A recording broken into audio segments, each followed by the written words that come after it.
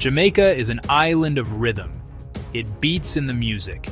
It pulses in the streets, the sound of feet hitting the track. This is the land of sprinters. Speed is a national treasure. Usain Bolt's Shelly-Ann Fraser-Pryce are spoken with reverence. More than athletes, heroes. Stories told in schools and homes. Every child knows the path from small town to Olympic podium. Legacy creates expectation. Legacy creates a dream. In every parish and every village, there is a search for the next one. Who will carry the flag? Who will make the world watch in awe? In quiet Clarendon, life moves at its own pace. Sugarcane fields, close-knit community warmth. Children learn to run racing down dusty lanes, chase goats through green pastures. Speed is game, speed is play, speed is growing up. Sometimes something special emerges. Two figures, almost identical, stand out. They were twins. Tina Clayton, Tia Clayton. From a very young age, their speed was different. A flash of lightning that made everyone stop. Raw, untamed talent. Whispers started early. Schoolyard sightings spread through local markets. "Have you seen them run?" people asked. A buzz, growing excitement. Talk like a rare discovery. Spotting talent is a national pastime. Coaches, teachers, neighbors, trained eyes. See potential in a child's stride. Hear promise in quick feet. With Tina and Tia, signs impossible to ignore. They didn't just run, they seemed to float. Movements fluid and powerful, a natural gift. This is more than two fast runners, it's a phenomenon. How did these sisters become a dominant force? A journey into Jamaica's sprinting culture. The science behind their speed, the psychology of their twin bond. Their story shows what's possible. Environment, genetics, sheer determination combine into greatness. Two sisters bound by blood and dream, step for powerful step. From a small parish to the biggest podiums in the world. From their very first steps, Tina and Tia Clayton did everything together. They shared a room. They shared clothes. They shared secrets. This is common for twins. But they also shared a rare and explosive athletic gift. In their world, there was always a built-in training partner. There was always a rival. There was always a supporter. When one felt tired, the other was there to push. When one stumbled, the other was there to lift her up. This constant, daily competition was their secret weapon. It was a training environment that no coach could ever replicate. It was just the two of them against the clock and against each other.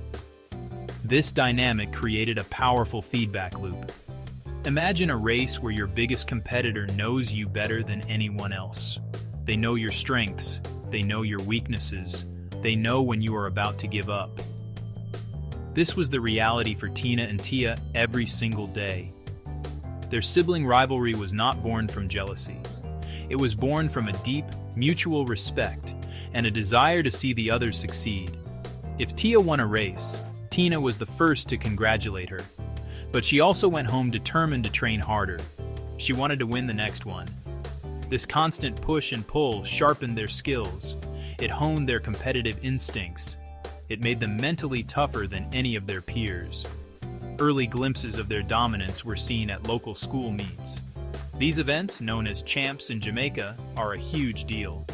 They are the breeding ground for future Olympians. When the Clayton twins stepped onto the track, the atmosphere changed. A hush would fall over the crowd. Then, the starting gun would fire. What followed was often a blur of motion.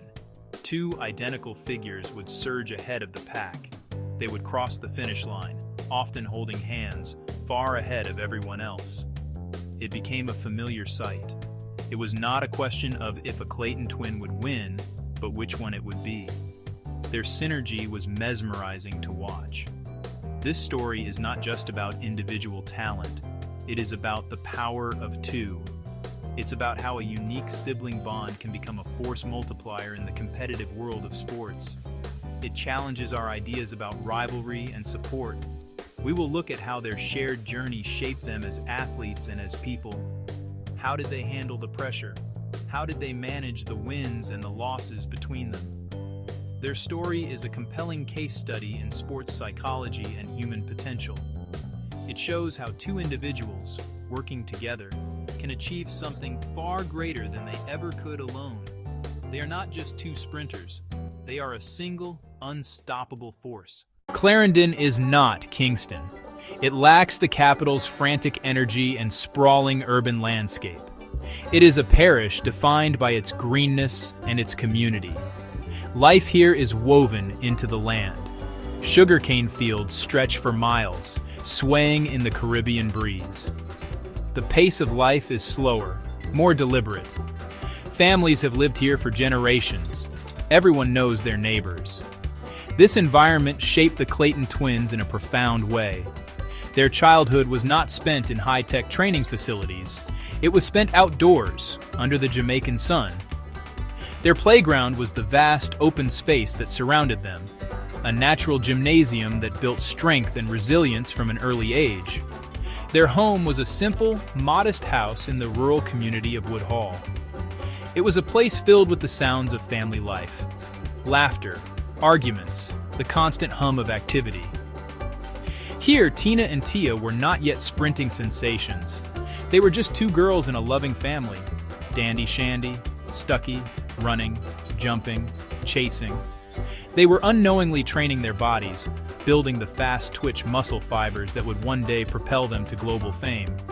Their speed was a natural part of their play, a joyful expression of their youthful energy. The landscape of Clarendon became their first coach. The uneven dirt roads strengthened their ankles. The gentle hills built power in their legs. Chasing after chickens, racing to the local shop for their mother. It was unstructured and informal, but incredibly effective. This type of upbringing fosters what sports scientists call physical literacy. It's an intuitive understanding of how the body moves. The twins developed a natural, efficient running form without ever being formally taught. Their bodies learned to be powerful and coordinated simply by interacting with the challenging environment around them. This connection to their home parish runs deep. It is the source of their strength, not just physically, but mentally. When they step onto a track in a foreign country, surrounded by flashing cameras and roaring crowds, they carry the peace of Clarendon with them. They carry the memory of running barefoot on warm earth. They carry the spirit of a community that saw their potential long before the world did. This grounding is their anchor. It keeps them humble. It reminds them of where they come from. It is the bedrock upon which their towering achievements are built. Their story begins here, in the heart of rural Jamaica. The Clayton household was guided by a strong hand and a loving heart. Their mother, Tisha, was the central pillar of their lives. She was a firm believer in discipline, routine, and respect. She understood that raw talent was not enough. It needed to be nurtured and guided. From a young age, Tina and Tia had clear responsibilities. Their days were structured. There was a time for schoolwork, a time for chores, and a time for play. This structure was not meant to be restrictive. It was meant to teach them the value of hard work and time management. Those lessons would become crucial in their athletic careers. Every morning began early in the Clayton home. Before the sun was high, the twins were awake. Their daily routine was a masterclass in discipline. They had to make their beds, help prepare breakfast, and get ready for school without fail. Their mother instilled in them a sense of personal accountability. If a chore was not done, there were consequences. This was not about punishment. It was about teaching them that their actions mattered. This early training in self-discipline translated directly to the track. When a coach asked for one more repetition, they did it. When a training session was tough, they pushed through. They had learned the art of doing what needs to be done. Their father, Conroy, provided a different kind of strength. He was a quiet, steady presence. He was their biggest supporter and their protector. He made sacrifices to support their budding athletic interests. He would drive them to meets, no matter how far. He would stand quietly on the sidelines, watching with a proud, focused gaze. His belief in them was unwavering. He taught them humility and staying grounded. He celebrated victories but reminded them there was always another race to prepare for. This combination of maternal discipline and paternal support created a perfect environment for success. The twins learned nothing would be handed to them. Excellence required sacrifice and relentless effort. Their family life was not a world of privilege, but a world of principles. The values around their kitchen table were just as important as the drills on the track. This foundation of character lets them handle immense pressure in elite competition. They are not just fast, resilient, disciplined, and focused thanks to lessons learned in their childhood home. The first person to truly see the lightning in their legs was their teacher at Edwin Allen High School. In Jamaica, teachers are often the first talent scouts. They watch the children in the schoolyard. They see the natural athletes during physical education classes. For Tina and Tia, their speed was impossible to miss. They didn't just outrun the other girls, they outran the boys too. It was clear this was more than youthful energy. It was a special gift. The teacher made a call to Michael Dyke, legendary head coach at Edwin Allen.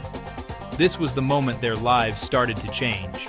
Their first official races were small, local affairs, school sports days, parish-level competitions. The tracks were often grass or dirt, but for the twins, it was a thrill.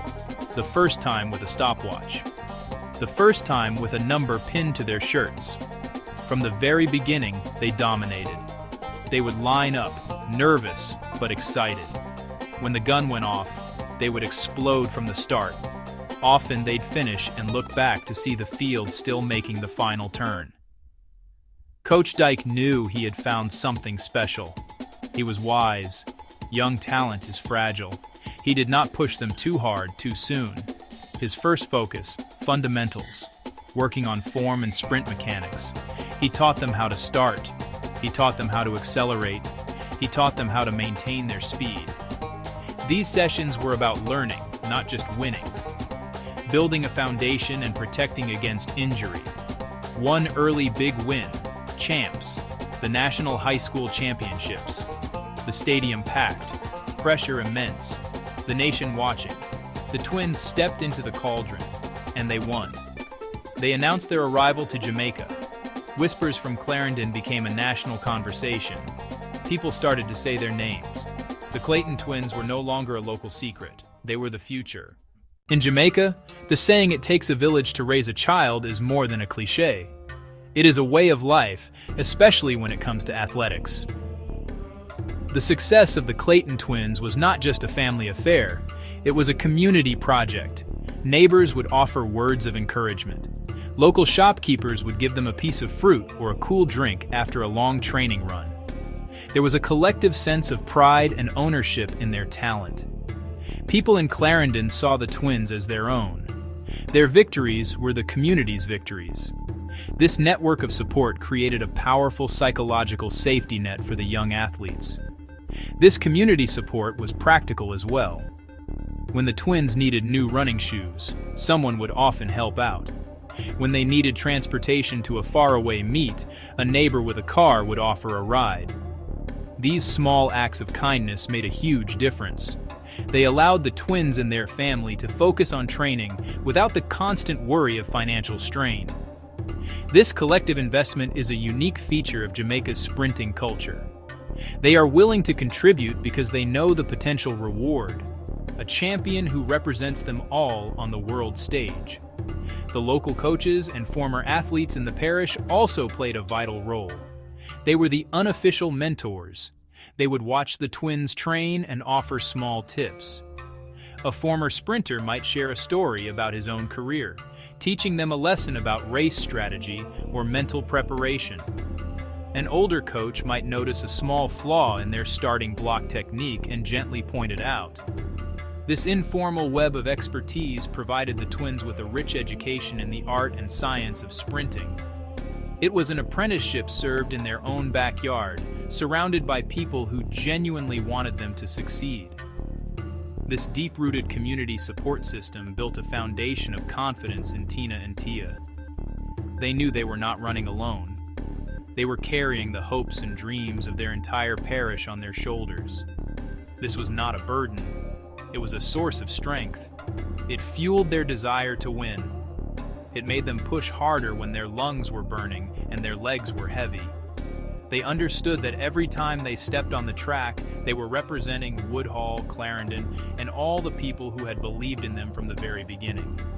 This sense of purpose is a powerful motivator, and it was forged in the close-knit community they called home. Table of Contents, Part 3, Act 2, Training and Rise, about 4 section. Edwin Allen High School is not just a school. It is a track and field powerhouse. It is a factory for champions.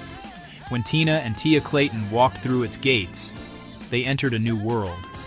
This was the crucible where their raw talent would be forged into refined steel. The training environment was intense. They were no longer just the fastest girls in their village. Now they were surrounded by the best young athletes from all over Jamaica. Every practice was a competition. Every drill was a test.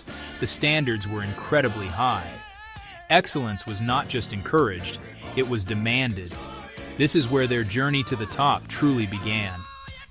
The head coach, Michael Dyke, ran the program with a blend of scientific precision and paternal authority.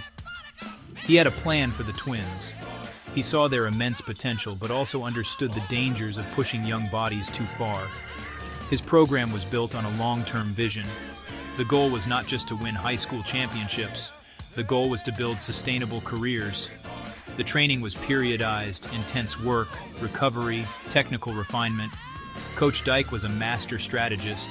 He knew exactly when to push the twins and when to hold them back. He was protecting his most precious assets for the bigger stages that lay ahead. At Edwin Allen, the twins learned what it meant to be elite athletes. They learned about nutrition, hydration, and the importance of rest. They were introduced to strength programs, conditioning programs, designed to build power and prevent injuries. The dusty lanes of Clarendon were replaced by a modern synthetic track.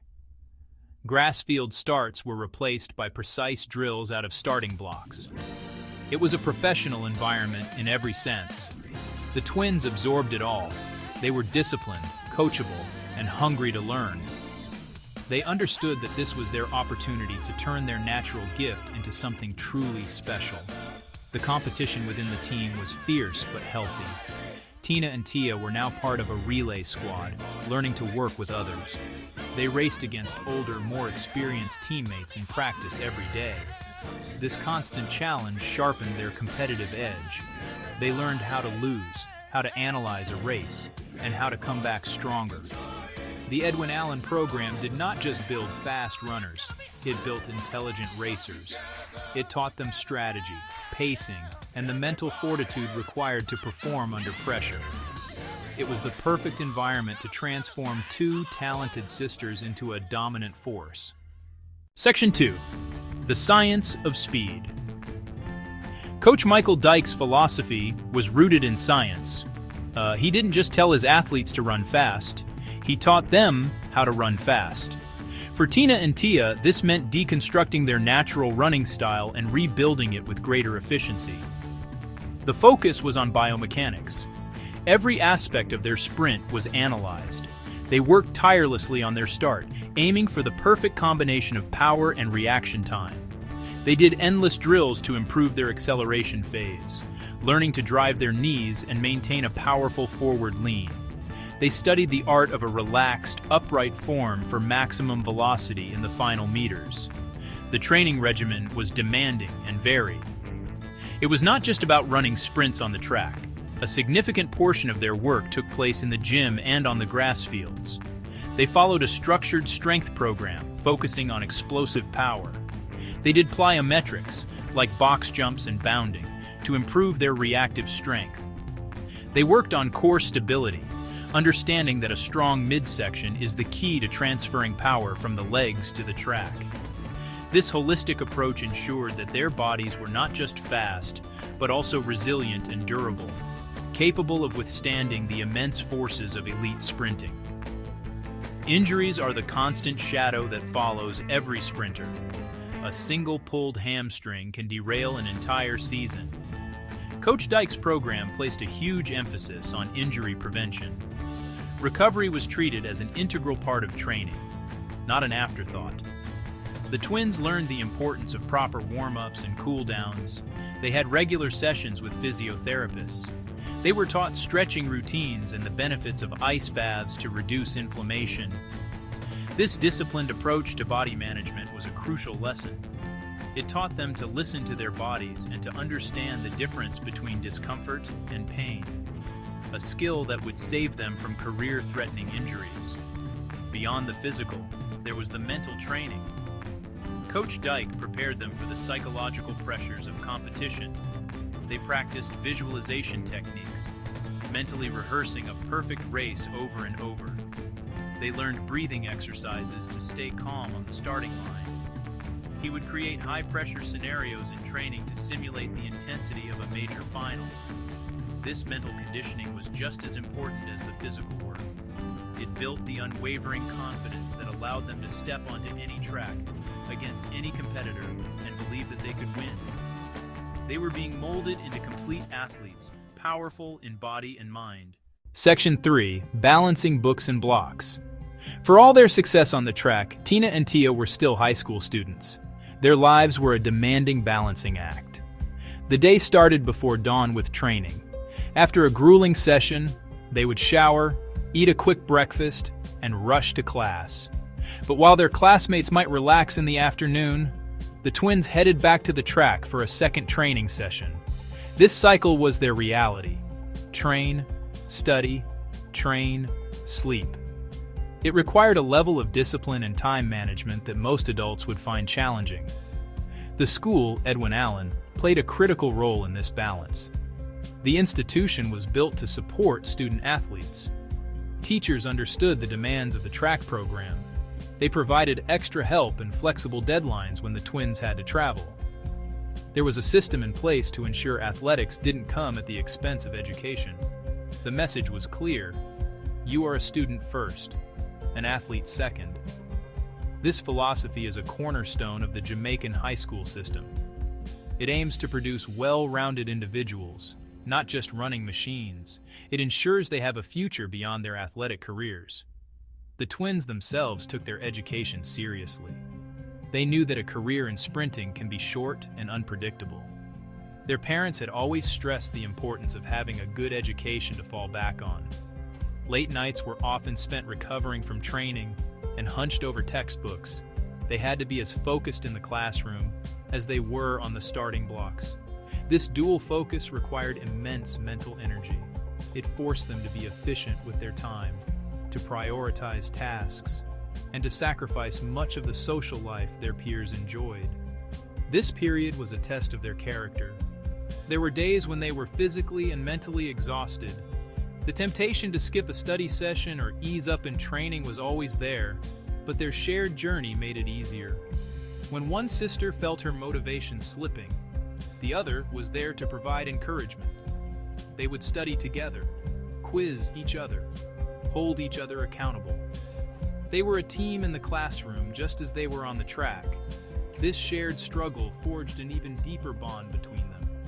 It taught them the true meaning of perseverance, a lesson in resilience that would serve them well in every aspect of their lives. Section 4.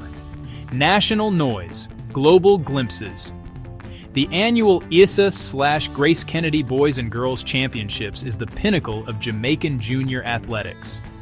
It is a 4-day spectacle of speed and passion, held in the National Stadium in Kingston. For the Clayton twins, this was their stage. Each year, they would arrive as the stars of the dominant Edwin Allen team.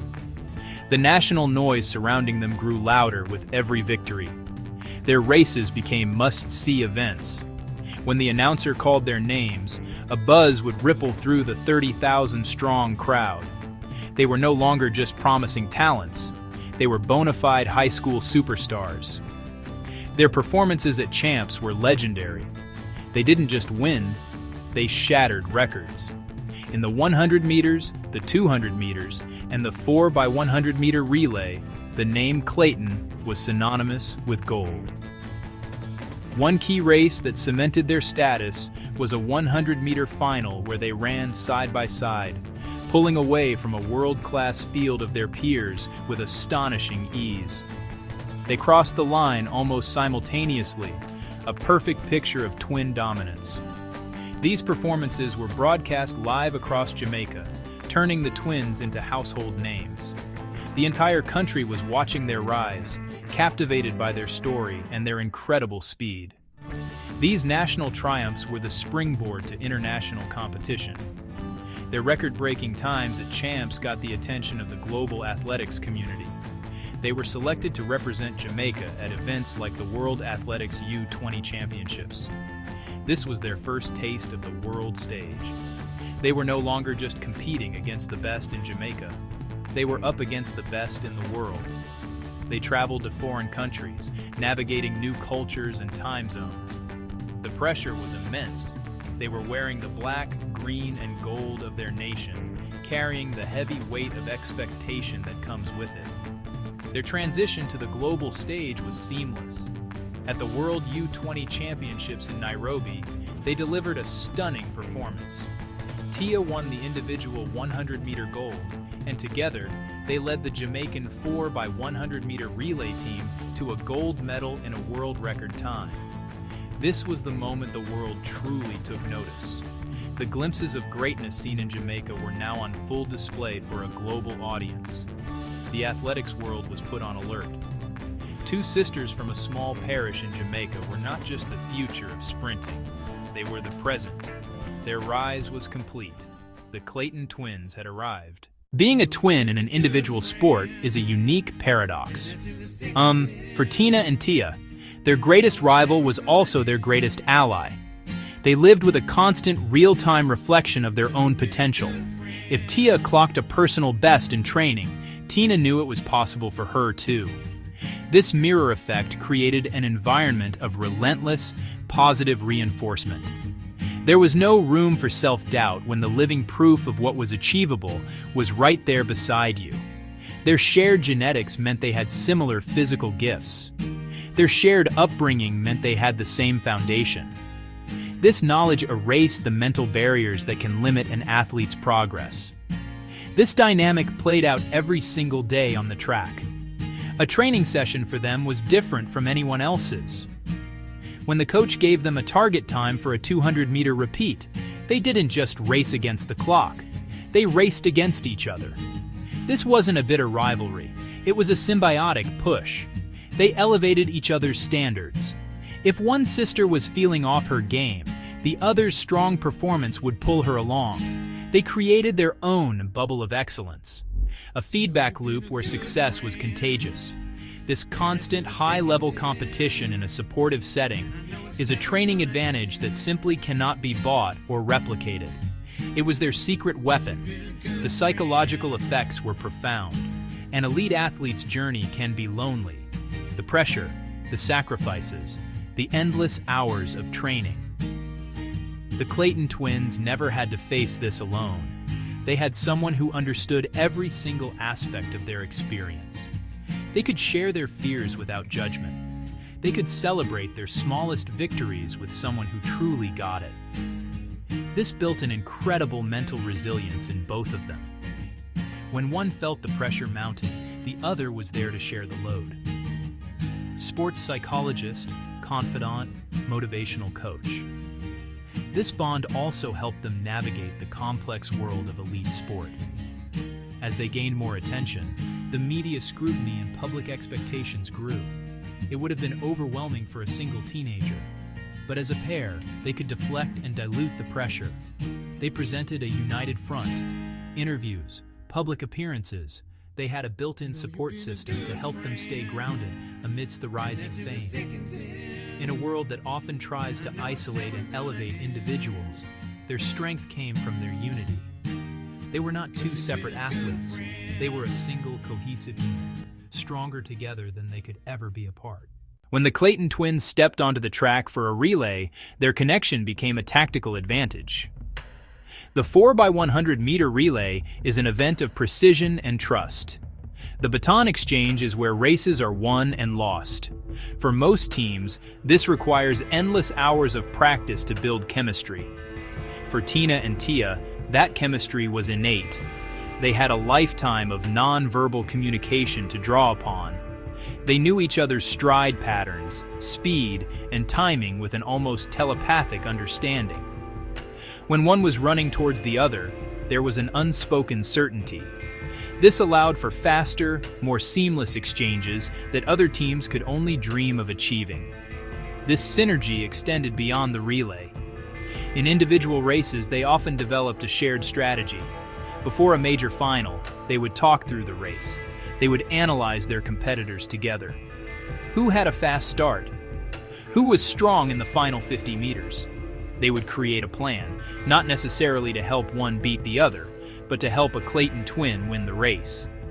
They might agree to push the pace early to test a rival's endurance, or they might sit back and conserve energy for a powerful finish. They were two minds working on the same problem, doubling their strategic capacity in a sport that is as much about intellect as it is about raw speed. In the call room before a big race, the atmosphere is thick with tension. Athletes are often isolated, lost in their own thoughts and rituals. But Tina and Tia had each other. They could provide a quiet word of encouragement, a knowing glance, or a simple, reassuring presence. This gave them a significant psychological edge. While their rivals were battling nerves alone, the twins could draw strength from their shared calm. They could keep each other focused and relaxed. This ability to regulate their emotional state in the most high-pressure moments was a direct result of their unique bond. They created their own pocket of tranquility in the storm of competition. On the track itself, their presence in the same race could subtly influence the outcome. If they were drawn in adjacent lanes, they could feed off each other's energy during the race. They became a visual focal point, not just for the crowd, but for their competitors. Racing against one Clayton was hard enough. Racing against two could be mentally intimidating. Their rivals had to contend with a double threat, a two-pronged attack that could come from either side. This strategic and psychological advantage, born from their twin dynamic, was a powerful and often overlooked element of their dominance on the track. The World Athletics U20 Championships are the ultimate proving ground for the next generation of track and field stars. It is where future Olympic champions make their first mark. When Tina and Tia arrived in Nairobi, Kenya, they were no longer just Jamaican high school heroes. They were on a global mission. The pressure was enormous. They represented a nation with a legendary sprinting heritage. Anything less than gold would be a disappointment. Thousands of miles from home in an unfamiliar place, they had a crucial piece of home with them, each other. This made all the difference. The 100-meter final showcased their twin power. Tia lined up as one of the favorites. Tina was there too, a formidable presence. When the gun fired, Tia exploded from the blocks. She ran a technically flawless race to win the gold medal. She became a world champion. But the celebration was not hers alone. It was a shared victory. As Tia crossed the line, her first look was for her sister. The embrace they shared spoke volumes. It was the culmination of a shared journey from the dusty lanes of Clarendon to the top of the world podium. The true masterpiece was the 4x100-meter relay. The Jamaican team, anchored by the Clayton twins, were expected to win. But nobody expected what came next. They didn't just win, they obliterated the competition. Their baton exchanges were poetry in motion. They stormed across the finish line in 42.94 seconds, a new U20 world record. It was a statement performance. Their synergy was a record-breaking weapon. They were a force of nature, perfectly coordinated and unbeatable. These moments transformed them into global sensations. The world had seen their power, speed, and unique bond.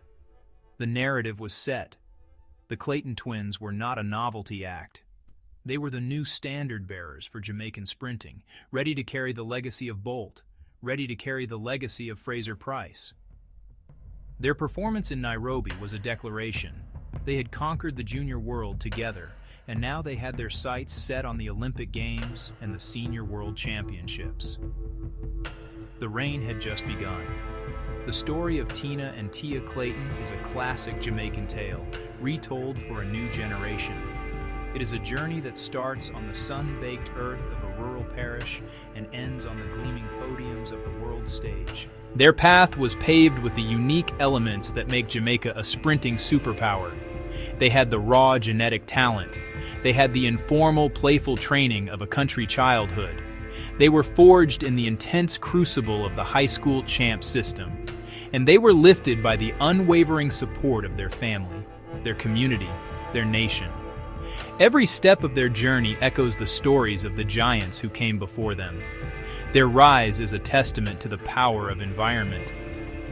From the dirt roads of Clarendon that built their initial strength, to the world-class coaching at Edwin Allen that refined their technique, they are products of a system designed to create champions.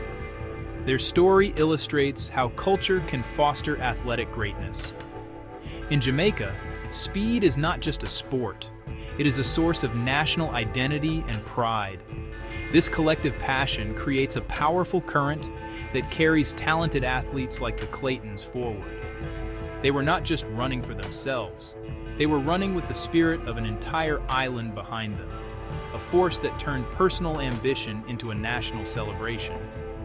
But their story also adds a new, compelling chapter to the Jamaican sprinting saga. The twin dynamic introduces a fascinating element of psychology and synergy. We have seen how their unique bond acted as a force multiplier.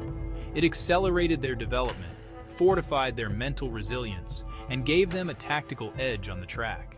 They are a living experiment in the power of two, demonstrating how a shared journey can lead to greater heights than a solitary one.